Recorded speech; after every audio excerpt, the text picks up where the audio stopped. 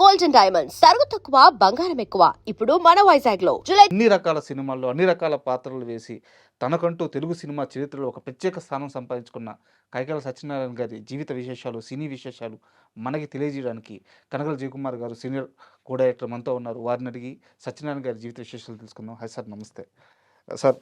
యాక్చువల్గా ఏంటంటే తెలుగు సినిమా ఇండస్ట్రీలో చాలామంది గొప్ప నటులు ఉన్నా కానీ కైకాల సత్యనారాయణ గారి ఆయన చేసిన సినిమాలు, అవును. ఆయన పాత్రలు మరెవ్వరు మ్యాచ్ చేయలేరు. ఆయన చేసినన్ని వైవిధ్యమైనటువంటి క్యారెక్టర్స్ సార్ ఎవ్వరూ చేయలేదు. ఎందుకంటే ఆయన విలన్ చేశాడు, మ్మ్. పౌరాణిక సినిమాలు చేశాడు, సార్ తర్వాత ఫోక్లోర్ సినిమాలు చేశాడు, సార్ కామెడీ చేశాడు, తర్వాత కంట తడిపెట్టించేటటువంటి క్యారెక్టర్స్ చేశాడు. మ్మ్. తర్వాత యముడు అనేటటువంటి క్యారెక్టర్కి ఒక ఎస్వి రంగారావు గారి తర్వాత మ్మ్. అటువంటి క్యారెక్టర్స్ చేయాలి అంటే మళ్ళా సత్యనారాయణ అనేటటువంటి గొప్ప పేరు సంపాదించుకున్నాడు ఆయన. సార్ ఆయన శారద సినిమాలోనండి శారద హీరోయిన్ శారద బ్రదర్గా వేస్తాడు. మ్మ్. ఆ క్యారెక్టర్ చేస్తూ ఆయన అసలు ఆ సీన్ చూస్తూ ఉంటే మనం హృదయం ద్రవిస్తుంది అనమాట. అంత అద్భుతంగా మ్మ్. యాక్ట్ చేశాడు. అసలు ఆ క్యారెక్టర్కి సత్యనారాయణ గారిని విశ్వనాథ్ గారు చూస్ చేసుకోవటం అనేటటువంటిది చాలా గొప్ప విషయం. ఆయన ఏం గమనించారో ఆ క్యారెక్టర్ చాలా కంట తడిపించినటువంటి క్యారెక్టర్ చేశాడు. తర్వాత నేరం శిక్షలో కామెడీ చేశాడు. మ్మ్. తర్వాత రావణాసురుడు కానీ యముడు కానీ, యముడికి చాలా ఫేమస్. అవును. యముడు అంటే యముండా అనేవాడు. సత్యనారాయణ గారికి ఫుల్ రైట్స్ అది. యముండా యమలీలలో యమగోలలో చాలా అద్భుతమైనటువంటి క్యారెక్టర్స్ చేశాడు. ప్రతి క్యారెక్టర్ని కూడా చాలా స్టడీ చేసి ఆ డైలాగ్స్ అన్నీ బాగా చాలా కమిట్మెంట్ ఫ్లోర్లో కూడా ఆ డైలాగ్ పేపర్స్ చూసుకొని అంత ఇంట్రెస్ట్ చూపించే అంత బాగా ప్రిపేర్ అయ్యేవాడు. మీరు ఇందాక ఆయన. ఎస్వి రంగారావు గారు అన్నారు కాబట్టి ఒక చిన్న మాట సార్, అది పోలిక్ కాదు కానీ అవును ఎస్వి రంగారావు గారు డైలాగ్ చెప్పే తీరులో ఒక విసురు ఉంటుంది. అవునవును సేమ్ అంటే అలాంటి ఒక గంభీరత మళ్ళీ సత్యనారాయణ గారు డైలాగ్ చెప్తుంటే కనిపిస్తుంది. అవునవును ఎందుకంటే ఆ తర్వాత ఆయన వచ్చిన మొట్టమొదటి వేషాలకు వచ్చేటప్పుడు మ్మ్. చాలా కష్టాలు పడ్డాడు ఆయన. అందుకోసం అవకాశం వచ్చినటువంటి అవకాశాన్ని గొప్పగా సద్వినియోగం చేసుకొని మ్మ్. ఒక మంచి నటుడిని అనిపించుకోవాలనేటువంటి గొప్ప తపన ఉన్నటువంటి వ్యక్తి. మ్మ్. ఆయన మొట్టమొదట సినిమాలకు వెళ్ళేటప్పుడు వేషం ఇస్తామని వేషం వచ్చి మళ్ళీ మిస్ అయ్యి, మళ్ళీ వేషం వచ్చి అలా మిస్ అయ్యి ఆఖరికి నేను వెళ్ళిపోతానండి, ఇంటికి వెళ్ళిపోతానంటే అప్పుడు బిఎస్ సుబ్బారావు గారు చెప్పారంట, మ్మ్. ఏమయ్యా నువ్వు ఆర్టిస్ట్గా పనికొస్తావు, బిఎస్ సుబ్బారావు గారి దగ్గరికి వెళ్ళి వేషాలు వచ్చి నోటి దగ్గరికి వచ్చిన ముందు జారిపోతుంది. సార్ బిఎస్ సుబ్బారావు గారి దగ్గరికి వచ్చి మీ దగ్గర ఏదైనా పని ఉంటే చెప్పండి, అసిస్టెంట్గా చేస్తానన్నాడు. మ్మ్. అసిస్టెంట్ డైరెక్టర్గా ఏం చేస్తావయ్యా, నీకు మంచి పర్సనాలిటీ ఉంది, డెఫినెట్గా నువ్వు మంచి ఆర్టిస్ట్ అవుతావు, వెయిట్ చేయవయ్యా అది ఇదని చెప్పితే, సో ఆ విధంగా తనను తాను సంయమనం పాటించి మొట్టమొదట ఒక సహస్ర శిరశ్చేద అపూర్వ చింతామణి మ్మ్. ఆ సినిమాలో ఒక చిన్న పాత్ర వేశాడు. సార్ అయితే ఆయనకి కెరీర్లో సీనియర్ ఎన్టీఆర్ గారు చాలా సహాయం చేశారు, ఆయనకి అవకాశాలు ఇప్పించడం అని చెప్తారు మీరు. ఇప్పించారు. మ్మ్. ఎందుకంటే రామారావు గారు కొన్ని సినిమాల్లో డ్యూయల్ రోల్ చేశారు. ఆ. ఆ డ్యూయల్ రోల్ చేసిన దానికి ఈయన ఉండేవాడు అనమాట. ఓకే, ఆ కటౌట్కి ఈ కటౌట్ ఆ కటౌట్కి ఇచ్చేటికి సరిపోయింది. ఆ. రామారావు గారు కూడా ఆయన చూశాడు, పర్సనాలిటీ చూసి తర్వాత చిలకా గోరింక సినిమాలో హీరోయిన్ కృష్ణకుమారి మ్మ్. చాలా సీనియర్ హీరోయిన్ అప్పటికే, ఆవిడ పక్కన ఈయన హీరో. మ్మ్. ఆ సినిమా రిలీజ్ అయితే అబ్బా ఎన్టీ రామారావు వచ్చాడు, ఎన్టీ రామారావు ఉన్నాడు, ఎన్టీ రామారావు లాగా ఉన్నాడు అన్నారు. ఆ. తర్వాత ఎన్టీ రామారావు గారి రాముడు భీముడు కానీ, కథలు మొదలు కానీ, చిక్కడ దొరకడు కానీ అవన్నీ కూడా ఈయన కాంట్రిబ్యూషనే. అందులో రామారావు గారి చూపు ఈయనే. ఆ. ఒక సినిమాలో ఇతను కైకాల సత్యనారాయణ కూడా తెలిసిపోద్ది. ఆ. సో ఆ విధంగా డూపు రామారావు గారికి డూపుగా వేసిన మ్మ్. రామారావు గారి ఈయన పర్సనాలిటీ చూసి, ఈయన సిన్సియారిటీ చూసి మ్మ్. ఈయన్ని బాగా ఎంకరేజ్ చేశాడు. తర్వాత రామారావు గారు చేసినటువంటి క్యారెక్టర్స్, దుర్యోధనుడు క్యారెక్టర్ ఎంత అద్భుతంగా చేశాడు. అవును. సో, ఆయన చేయనటువంటి క్యారెక్టర్ లేదు. అటు ఈ సోషల్ ఫిల్మ్స్‌లో గాని, పౌరాణిక ఫిల్మ్స్‌లో పౌరాణికంలో గాని, గాని. తర్వాత విఠలాచార్య గారి సినిమాల్లో, అవును. ఫోక్‌లోర్ సినిమాల్లో, విఠలాచార్య గారి సినిమాలో సత్యనారాయణ గారు లేకుండా అసలు సినిమాయే ఉండేది కాదు. హ్మ్. సో, ఆ విధంగా అంచెలంచెలుగా ఎదిగి ఎస్వి రంగారావు తర్వాత ఎవరంటే సత్యనారాయణే ఆ! అనేటటువంటి పేరు అబ్బా! దక్కించుకున్నాడు. మామూలు విషయం కాదది. దక్కించుకున్నాడు. అయితే ఈ 'దానవీర సూరకర్ణ' సినిమాలో హ్మ్. ఎన్టీఆర్ గారి కంటే సత్యనారాయణ గారి ఎక్కువ క్యారెక్టర్స్ ఉంటాయి. అది ఎలా జరిగింది? ఆ! తర్వాత మేము 'శ్రీరంగనీతులు' సినిమా చేస్తున్నాం. సార్. 'శ్రీరంగనీతులు' సినిమా చేసేటప్పుడు 'శ్రీరంగనీతులో' సత్యనారాయణ గారు ఉన్నాడు. హ్మ్. సత్యనారాయణ గారు షూటింగ్‌కొచ్చాడు అన్నపూర్ణ స్టూడియోకి. హ్మ్. అంటే రాంగానే "ఎక్కడి నుంచొస్తున్నావు?" హ్మ్. అని అడిగాడు పెద్దాయన. నాగేశ్వరరావు గారు. ఓకే. ఆ! అంటే అక్కడ ఎన్టీ రామారావు గారు సినిమా చేసి వస్తున్నానని ఈయనకి తెలుసు. హ్మ్. అయితే ఎన్టీ రామారావు గారికి సత్యనారాయణ కావాలి. నాగేశ్వరరావు గారి సోషల్ సినిమాల్లో కూడా సత్యనారాయణ కావాలి. కృష్ణ గారికి కూడా సత్యనారాయణ కావాలి. అందరికీ సత్యనారాయణ గారు కావాలి. సో, ఒక మంచి క్యారెక్టర్ ఒక కర్ణుడు వేయాలన్నా, దుర్యోధనుడు వేయాలన్నా, యముడు వేయాలన్నా, ఒక బ్రదర్ వేయాలన్నా, హ్మ్. ఒక ఫాదర్ వేయాలన్నా తాత మనవళ్ళు అబ్బా! అద్భుతమైనటువంటి క్యారెక్టర్ చేశాడు. కొంచెం నెగెటివ్ షేడ్ ఉంటది గానీ, ఆ! బట్ ఆ పాత్ర కూడా అసలు ఎంత గొప్పగా పండించారు. దాని మీదే కదా అసలు కథ అవును. మొదలవుతుంది. హ్మ్. ఆ! అలాగా ప్రతి ప్రొడ్యూసర్‌కి, ప్రతి డైరెక్టర్‌కి తర్వాత విశ్వనాథ్ గారు ఆయన చేత 'నేరం శిక్ష' సినిమాలో కామెడీ చేయించాడు. హ్మ్. సో, అన్ని రకాల నవరసాలు పోషించగలిగినటువంటి నటుడు కాబట్టి నవరస నటన సార్వభౌమం అన్నారు. ఆయనకి మాత్రమే చెప్పారు ఆ ఆ డైలాగ్. తర్వాత ఆ బిరుదు. ఒక సినిమాలో సినిమా పేరు జ్ఞాపకం లేదు. సత్యనారాయణ గారు, మోహన్ బాబు గారు యాక్ట్ చేస్తున్నారు. యాక్ట్ చేస్తుంటే ఈ మోహన్ బాబు గారు ఊరికే ఉండడు కదా! కెలుకుతా ఉంటాడు కదా! హ్మ్. సత్యనారాయణ గారు ఎడం చెయ్యి ఊపుతాడు డైలాగ్ చెప్పేటప్పుడు. విసురుంటది. ఆ! ఆ! డైలాగ్ చెప్పుడు ఎడం చెయ్యి ఊపుతా ఉంటాడు. ఆ! టే ఈయన ఎడం చెయ్యి ఊపుతా ఉంటే మోహన్ బాబు టక్కుమని చెయ్యి పట్టుకున్నాడు. ఇప్పుడు చెప్పు డైలాగు అని అన్నాడు. రాదా? అనంటే ఈ యాక్షన్ గదా! ఆ! యాక్షను అలవాటయిపోయి ఉంటది. అలవాటయిపోయి ఉంటుంది. హ్మ్. చెయ్యి పట్టుకునేసరికి డైలాగ్ ఆగిపోయేది ఇది. ఏంటయ్యా ఎడ చెయ్యి ఊపుతావు? చెప్పవయ్యా డైలాగు అనంటే, ఊరుకో మోహన్ బాబు ఆ! అనంటే, చెప్పు డైలాగు. సరదాగా ఇదంతా. ఇదంతా. ఆ! ఏం ఏం బిరుదయ్యా నీకు? ఆ! నవరస నటన సార్వభౌమ. ఆ! ఎవరిచ్చారయ్యా నీకు? హ్మ్. నేనిస్తున్నాను తీసుకో నీకు బిరుదు. ఆ! నవరస నటన సార్వభౌమ కాదు. నవరస నవనస హ్మ్. నవనస నటన సార్వభౌమ. హ్మ్. నేనిచ్చాను తీసుకో. ఉండు మోహన్ బాబు ఆ! అని సరదాగా ఆట పట్టించాలనమాట. సరే ఎటువంటి ఎవరు ఏమన్నా సరే, ఎటువంటి డిస్టర్బెన్స్ వచ్చినా సరే, తన క్యారెక్టర్ మాత్రం దాని మీద కాన్సంట్రేట్ చేసి, ఒక అద్భుతమైనటువంటి పెర్ఫార్మన్స్ ఇచ్చి, ఆ సినిమా ఆ క్యారెక్టర్‌ని అలాగా నిలబెడతాడు హ్మ్. సత్యనారాయణ గారు. అటు 'ఎన్టీ రామారావు' గారి సినిమాలు గాని, ఇగ అందరి హీరోలకి మళ్ళా ఈయనే కావాలి. హ్మ్.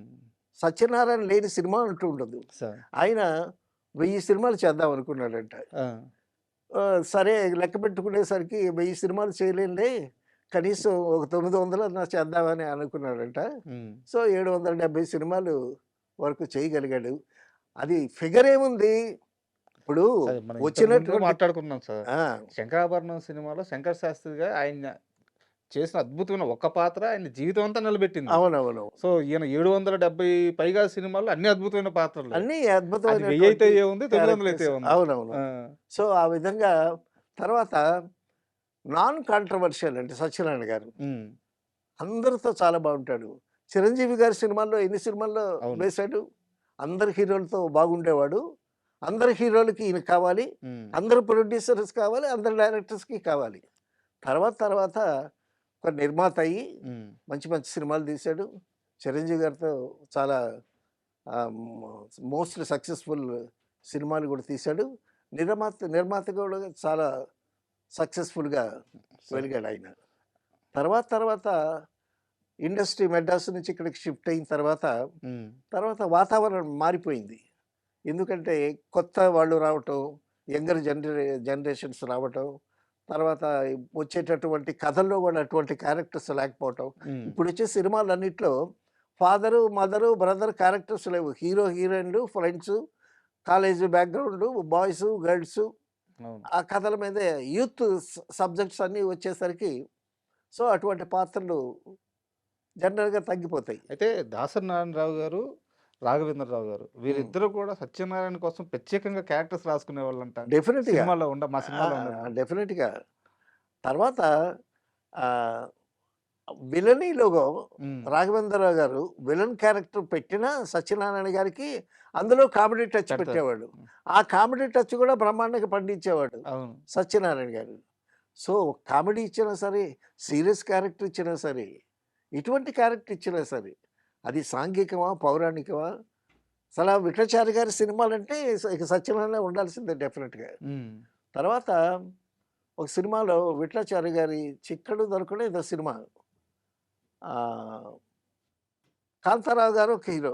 రామారావు గారు ఒక హీరో. కాంతారావుకేమో విలనేమో రాజనారాయణ. ఉమ్, రామారావు గారికి విలనేమో సత్యనారాయణ గారు. ఉమ్, ఆ సినిమాలో సత్యనారాయణ గారి పెర్ఫార్మన్స్‌కి మంచి పేరొచ్చింది. అంతమంది ఉన్నా. ఆ! ఉమ్, ఆ క్యారెక్టర్‌తో నేను స్టాండ్ అయ్యానని ఆయనే చెప్పుకున్నాడు సార్. సత్యనారాయణ గారు. సో, ఆ విధంగా తనకి వచ్చినటువంటి ప్రతి క్యారెక్టర్‌ని చాలా చక్కగా పండించి, ఎస్‌వి రంగారావు తర్వాత ఒక అటువంటి క్యారెక్టర్ ఎవరైనా వెయ్యాలి అనంటే సత్యనారాయణే అనేటటువంటి ఒక ముద్ర వేసి ఉమ్. ఇండస్ట్రీలో వదిలాడాయన. అయితే ఈ దానవీర సూరకర్ణ సినిమా అప్పుడు ఆ! ఈ కృష్ణ గారి సినిమా కూడా ప్యారలల్గా రిలీజ్ అయింది, రెండు సినిమాలు. అవునవునవును. కర్ణ. అవును. అయితే ఆహ్, సత్యనారాయణ గారి విషయంలోనే ఎక్కువ ఇదైందంట. ఇండస్ట్రీ మొత్తం కృష్ణ గారి వైపు వెళ్తే ఈయన మాత్రం రామారావు గారి వైపే ఉండిపోయి అన్ని పాత్రలు ఈయనే చేశారని చెప్పేసి. అంటే రామారావు గారు ఆయన్ని బాగా ఎంకరేజ్ చేశారు. ఉమ్, రామారావు గారు సత్యనారాయణ పెట్టండి అని బాగా ఎంకరేజ్ చేశాడు. ఉమ్, ఆయనకి నచ్చితే చక్కగా డెఫినెట్‌గా ఎంకరేజ్ చేస్తాడాయన సార్. రామారావు గారు. అలాగే సోమరావు గారిని ఎంకరేజ్ చేశాడు. ఉమ్, అలాగా తర్వాత ఆహ్, రామారావు గారితో ఈక్వల్ పర్సనాలిటీ. ఒక విధంగా ఒక హాఫ్ ఇంచి పెచ్చే ఉంటాడేమో ఉమ్, రామారావు గారి కన్నా సత్యనారాయణ గారు. మంచి పర్సనాలిటీ. తర్వాత ఆయనలాగా ఒక పెద్ద ముక్కు, మంచి కోటున్నటువంటి ముక్కు. సో, ఆయనకి ఈక్వల్‌గా రామారావు గారిని ఎదుర్కోలేనటువంటి ఒక పర్సనాలిటీ కావాలంటే అంత ఉండాలి ఫిగరు. ఉమ్, ఉమ్, సో, అందుకోసమని తర్వాత సిన్సియర్‌గా చేస్తాడాయన. సార్. ఎక్కడ బ్యాడ్ హ్యాబిట్స్ కానీ, ఎక్కడ ఎటువంటి కమిట్మెంట్స్ కానీ, అట్లాంటి లేనటువంటి రిమార్క్స్ లేనటువంటి ఆర్టిస్టు. అయితే వ్యక్తిగతంగా కూడా. మీరు చెప్పినట్టు ఆయన అజాత శత్రువు, అందరికీ కావాల్సిన మనిషి. అవునవును. కానీ ఆయన వ్యక్తిత్వానికి, రాజకీయాలకి అస్సలు సరిపోదు కదా! సరిపోదు. ఆయన రాజకీయాల్లోకి కూడా వచ్చి అక్కడ అవును. కూడా రాజకీయాల్లో రాణించారు. కంటే అప్పుడు మరి తెలుగుదేశం తరపున మరి క్యాండిడేట్స్ కావాలి. హ్మ్. తర్వాత కొంతమందిని సెలెక్ట్ చేసుకున్నాడు. కొంతమందిని రమ్మంటే కొంతమంది రాలేదు. హ్మ్. నాగేశ్వరరావు గారిని కూడా ఇన్వైట్ చేశాడు రామారావు గారు. నాగేశ్వరరావు గారు రాలేదు. అలాగే మురళీమోహన్ గారిని తీసుకొచ్చారు. హ్మ్. తర్వాత ఇలాగా ఈయన్ని కూడా నువ్వు తప్పకుండా ఉండాలి అది ఇది అంటే మచిలీపట్నంలో ఎంపీగా హ్మ్. చేశాడాయన. తర్వాత ఈయనకి అంటే అప్పుడు మీడియా లేదు కాబట్టి తెలియలేదు గానండి. చాలా ఉపకారాలు కూడా చేశాడు సార్. సత్యనారాయణ గారు. సో, కొంతమంది చదువుకునే పిల్లలకి, హ్మ్. కొంతమంది ఆర్టిస్ట్‌లకి హ్మ్. వాళ్ళకి కూడా ఆర్థికంగా హెల్ప్ చేసేటటువంటి ఆ గుణం ఉంది. మంచి గుణం ఉంది ఆయన. అబ్బా! తర్వాత కష్టపడతాడు, సంపాదిస్తాడు. ఒక చారిటబుల్‌గా కొన్ని కార్యక్రమాలు హ్మ్. చేస్తా ఉంటాడు. మంచి ఫుడ్డీ అంట ఆయన గూడా. ఆ! చక్కగా ఫుడ్ తింటాడు. హ్మ్. చక్కగా ఫుడ్ తింటాడు. ఆహ్, డైలాగులు మాత్రం డైలాగ్ పేపరు ఇస్తేనండి ఎంతసేపు అది చదువుకుంటూనే ఉంటాడాయన. హ్మ్. ఆ! సెట్స్‌లో మేము చూసాం గదా! సో, ఆ విధంగా డెడికేటెడ్‌గా అంటే ఆహ్, ఇప్పుడు 'సంపూర్ణ రామాయణంలో' ఒక క్యారెక్టర్ ఏసాడు. పౌరాణిక క్యారెక్టర్ అంటే డైలాగులు పెద్దగా ఉంటాయి గదా! ఉంటాయి. అవును. సో, ఆ డైలాగ్‌ని ఆహ్, ఎక్కడ విరుపు ఎలాగ విరవాలి. హ్మ్. తనకంటే ఎస్వి రంగారావు గారికి డైలాగ్ డెలివరీలో ఒక స్టైల్ ఉంది. అవును. అలాగే తనకు గూడా ఒక స్టైల్ మెయింటైన్ చేసుకుందామని హ్మ్. ఆ తాపత్రయం, ఆ తపనతో చ చదువుకుంటూ డైలాగ్ చదువుకుంటూ తనలో తాను మననం చేసుకొని హ్మ్. కెమెరా ముందుకొచ్చారు. ఎప్పుడూ అత్తే కసితో ఉన్నారు. అవును. హ్మ్. హ్మ్. నిజంగా లెజెండరీ పర్సన్స్. అయితే ఆయనకి అవార్డ్స్ పరంగా రావాల్సినంత గుర్తింపు రాలేదని ఒక చిన్న ఇదైతే ఆయనకి గూడా ఎంతోమందికి పద్మశ్రీలు ఇచ్చారు. హ్మ్. ఆయనకి పద్మశ్రీ అన్ని రాలేదు. విధాలా అర్హుడు. డెఫినెట్‌గా. ఎందుకంటే ఈస్ ఎన్ ఆల్ రౌండర్. ఒక విధంగా ఒకే క్యారెక్టర్‌కి అవును. చేసేటటువంటి వ్యక్తి కాదు. ఎటువంటి క్యారెక్టర్ ఇచ్చినా సరే చేస్తాడు. అటువంటి వ్యక్తి తర్వాత మన తెలుగు చిత్ర పరిశ్రమలో ఒక మంచి నటుడిని తీసుకుంటే డెఫినెట్‌గా ఆయనకు ఒక ప్రత్యేక స్థానం ఉంది. హ్మ్. మరి అటువంటి వ్యక్తిని గుర్తించి ఆయనకి ఒక పద్మశ్రీ రాకపోవటం అనేది ఒక అసంతృప్తి. సార్. అయితే ఆహ్, యముడు గురించి కాస్త మాట్లాడుకుందాం సార్. ఆయన యమగోళ గాని, యమలీల గాని అవునవును. ఆయన యముండా అంటుంటే ఆ! ఇప్పటికి గూడా ఎవరన్నా యముడి మీద సినిమా చేశారంటే ఫస్ట్ ఆయనే గుర్తొస్తాడు. ఆయనే అండి గుర్తొస్తాడు. ఆ యమగోళ రిలీజ్ అప్పుడు ఎలా ఉండింది సార్ వాతావరణం? అబ్బో! హ్మ్. యమగోళ. యమగోళ, యముడికి మొగుడు, హ్మ్. అత్తకి యముడు, అమ్మాయికి మొగుడు. యముడంటే ఆయనే ఇక. ఆయనే. ఆ! సో, ఆ క్యారెక్టర్స్ వేసి తర్వాత అంత సీరియస్ క్యారెక్టర్‌లో గూడా కామెడీ అవును. వర్కౌట్. ఇప్పుడు యమలీలలో అందరూ వాళ్ళు ఐస్ క్రీమ్ తేమంటే "ఏమది?" అని హ్మ్. అడుగుతాడు. అప్పుడు పక్క క్యారెక్టర్ చెప్పుద్ది. హిమక్రిమములు, హ్మ్. హిమక్రిమములు. హ్మ్. హిమం అంటే మంచు కదా! అవును. మంచు. హిమక్రిమములు అని చెప్తాడు. ఏదో ఒకటి ఇవ్వండి అని తను తింటాడు. ఆ కామెడీ టచెస్ కూడా చాలా గమ్మత్తుగా ఇస్తాడు. సార్. అసలు ఆ పాత్రని అర్థం చేసుకోవటంలో, హ్మ్. ఆ పాత్రని అర్థం చేసుకోవటంలో చాలా బాగా పరకాయ ప్రవేశం అంటామే, ఆ విధంగా ఆ పాత్రలో పరకాయ ప్రవేశం చేస్తాడు. సార్. అటువంటి ఆ తపన ఆర్టిస్ట్‌కి ఉండేటటువంటి తపన. తర్వాత బిగినింగ్‌లో మద్రాసు వెళ్ళి వేషాలు రాకపోతే ఆ ప్రొడ్యూసర్‌లు అడిగారు. "సార్ చిన్న వేషం ఇవ్వండి సార్. హ్మ్. చిన్న వేషం ఇస్తే వేసుకొని ఇంటికెళ్ళిపోతాను. వేషం వేయకుండా వెళితే ఊర్లో తలెత్తుకొని తిరగలేను నేను. హ్మ్. ఆ! చిన్న వేషం ఇచ్చారనుకోండి వెళ్ళి ఏదో చెప్పుకుంటాను. ఆ ఫీల్డ్ మనకు పడదు నేను వచ్చేసానని చెప్పుకుంటాను. హ్మ్. తలకాయ ఎత్తుకోలేండి ఊరికెళ్తే" అని బతిమిలాడాడట. అబ్బా! ఆఖరికి చాలామందికి కంప్లెయింట్ ఇది. అసలు వేషం వేస్తే వేయటం. లేకపోతే ఇక్కడే చచ్చిపోతాను. సూసైడ్ చేసుకుంటాను. హ్మ్. అనేటటువంటి స్టేజ్‌కెళ్ళాడంట. చెప్పేవారాయన. ఆ! ఆ! ఇక్కడ వేషం వేస్తే గౌరవంగా వేషం వేసి ఇంటికెళ్ళటం. సినిమా ఫీల్డ్‌కెళ్ళాను. ఆయన చదువుకున్నాడు. డిగ్రీ చదువుకున్నాడు గదా! సార్. ఆ! చదువుకుని చక్కగా అందరూ ఎంకరేజ్ చేస్తే "నువ్వు పర్సనాలిటీ బావుంటావు. సినిమా ఫీల్డ్‌కెళ్ళు. నాటకాలు ఆడుతున్నావు. నీకు మంచి పర్సనాలిటీ ఉంది. నీకు మంచి వాయిస్ ఉంది." అది ఇది అని చెప్తే కదా వచ్చాడు. ఇట్ట వేషం అనేవాళ్ళంట సారీ అండి ఈ వేషం మరొకళ్ళకి ఇవ్వటం జరిగింది. చేజారిపోయేది. అలాగా 2, 3 వేషాలు చేతికొచ్చి జారిపోయేటటువంటి పరిస్థితిలో అయితే ఒకటి చెప్తా సార్, ఇది నిజమో లేదో నాకు తెలీదు. బట్ నేను విన్నాను. హ్మ్. ఒకానొక రోజు ఇంక చివరికి ఎన్టీఆర్ గారు గార్డెన్‌లో కూర్చొనుంటే, నేరుగా భార్యని, బిడ్డల్ని తీసుకెళ్ళి నేరుగా ఆయన కాళ్ళ మీద పడిపోయాడంట. నాకు ఇట్లా తిరుగుతున్నాను, అవకాశాలు రావట్లేదు అని జెప్పేసి. అవును. ఎన్టీ రామారావు గారిని ఆశ్రయించాడాయన. ఆశ్రయించారు. ఆ! అదే ఆశ్రయించాడు. సత్యనారాయణ గారు ఇల్లు కట్టుకున్న తర్వాత ఈయన అమితంగా సంతోషపడ్డారంట. అవునవునవును. ఆ! ఎవరన్నా ఇల్లు కట్టుకున్నా, ఒక కారు కొనుక్కున్నా ఆ! తను ఎంకరేజ్. ఇప్పుడు ఇండస్ట్రీ ఈజ్ ఏ ఫ్యామిలీ. ఆ ఫ్యామిలీకి ఒక పెద్ద తలక ఎన్టీ రామారావు గారు. హ్మ్. సో, ఆర్టిస్టులని ఎంకరేజ్ చేయటంలోను, వాళ్ళని కాస్త పక్కదోవ పెట్టేటప్పుడు వాళ్ళని అదిరించడం, బెదిరించడం, వాళ్ళని మంచి దారిలో హ్మ్. పెట్టటం అనేటటువంటిది అది మొదటి నుంచి ఉంది గదా ఆయనకి. సార్. తను ఎంకరేజ్ చేసేటువంటి ఆర్టిస్ట్ ఒక ఇల్లు కట్టుకుంటే సంతోషించటం. పైగా సత్యనారాయణ అంటే ఆయన బ్రాండ్. ఆయన తీసుకొచ్చిన మనిషి. అంతే. ఆ! సో, నిజంగా great person sir. Great legendary actor ఆయన. సో, డెఫినెట్‌గా. అవార్డ్స్ విషయంలో ఆయనకి కొంతవరకైతే అన్యాయం జరిగిన మన మాట చలనచిత్ర చరిత్రలో ఒక హ్మ్. మంచి నటుల లిస్టులో ఆయన గూడా ఉంటాడు. ఖచ్చితంగా. చాలా అంకితభావంతో చేసినటువంటి నవరసాలు పోషించగలిగేటటువంటి నవరస నటనా సార్వభౌమ అనేటటువంటి బిరుదుకి ఆయన అర్హుడు. Super sir. అంటే